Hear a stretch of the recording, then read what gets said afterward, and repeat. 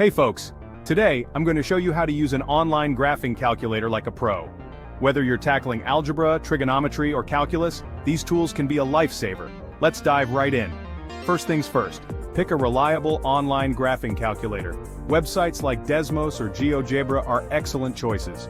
They're free, easy to use, and packed with features. So fire up your browser and head to one of those sites. Once you're there, you'll see an interface that might look a bit intimidating at first. Don't worry, I'll walk you through it. Let's start with plotting a simple function. Say, y equals x squared. Type y equals sine x squared in the input box, and hit enter.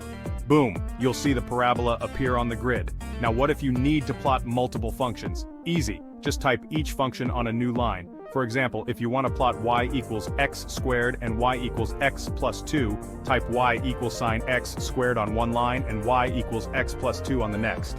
You'll see both graphs simultaneously. This is super handy for comparing functions.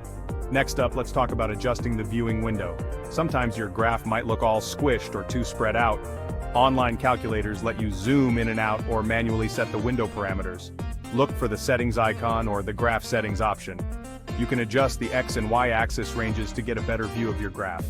Now for some advanced stuff. If you're dealing with trigonometric functions like sine or cosine, just type them in the input box. For instance, y equals sine sin x will graph the sine wave. Want to change the frequency or amplitude? Modify the function to something like y equals sine 2 asterisk sin 3x. The graph updates instantly. Another cool feature is sliders. Let's say you have a function with a variable coefficient, like y equals sine ax squared.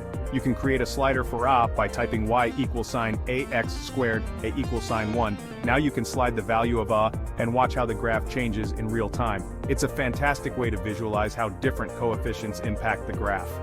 Lastly, don't forget the tools for finding intersections, calculating derivatives, and integrals. These functions are usually found in the toolbar at the top or side of the screen. Just click on the tool you need and follow the prompts. Super useful for checking your work or exploring new concepts. And that's it. With these tips, you'll be using an online graphing calculator like a pro in no time. So, next time you're stuck on a math problem, give it a try. It just might become your new best friend. Thanks for watching. If you found this helpful, don't forget to like, subscribe, and hit the bell icon for more tips and tricks.